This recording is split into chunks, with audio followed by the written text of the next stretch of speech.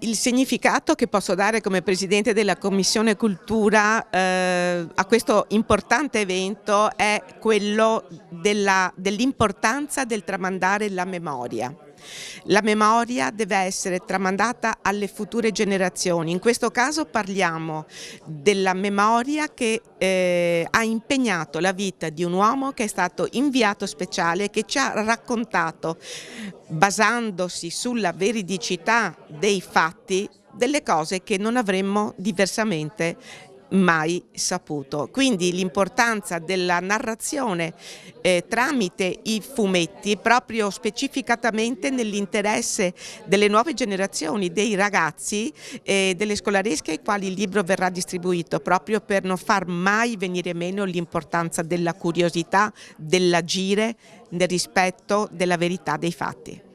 Cesco Tommaselli si lega a Borgoricco soprattutto per un legame di cuore, di sentimento, perché era legato alla Anna Maria Bressanin, che era una contessa di Borgoricco. Lui amava trascorrere parecchio tempo a Borgoricco, soprattutto da un viaggio all'altro, per recuperare le forze, ma anche e soprattutto per gestire la campagna, perché era anche possidente, la moglie aveva diversi possedimenti e quindi curava anche gli affari di casa, non solo, ma amava anche accogliere gli amici, soprattutto milanesi, dell'effervescenza di quegli anni che c'era a Milano, per fargli gustare le cose semplici della vita e delle bellezze che ci sono a Borgoricco della campagna. Col centro studi Cesco Tommaselli, Borgoricco ambisce a far conoscere questo personaggio alle scuole del territorio, ma anche soprattutto legato al premio giornalistico, a portare fuori la figura del reporter e far conoscere il pezzo di storia che va dopo metà del Novecento, praticamente i fatti storici più importanti. Non solo, ma anche credo che sia un personaggio di ispirazione per le nuove generazioni. E infatti con il centro studi di Cesco Tommaselli abbiamo intenzione anche di promuovere dei corsi sul giornalismo e di reportage. Cesco Tommaselli è stato un inviato speciale del Corriere della Sera, dove ha lavorato per oltre 40 anni, ma i primi passi li muove il Gazzettino, proprio qui di Venezia, perché lui era veneziano ed era nato a Venezia.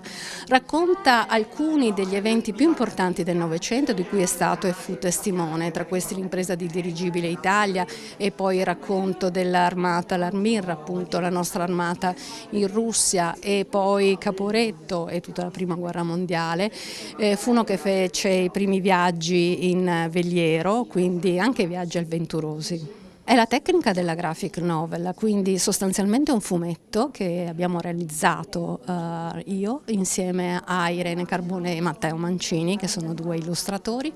Abbiamo scelto questa tecnica proprio per avvicinarci alle giovani generazioni, perché noi attraverso il premio Tommaselli abbiamo visto che questa figura interessava moltissimo, proprio perché uno che ha viaggiato il mondo, ha conosciuto il mondo, civiltà, popoli, paesi diversi.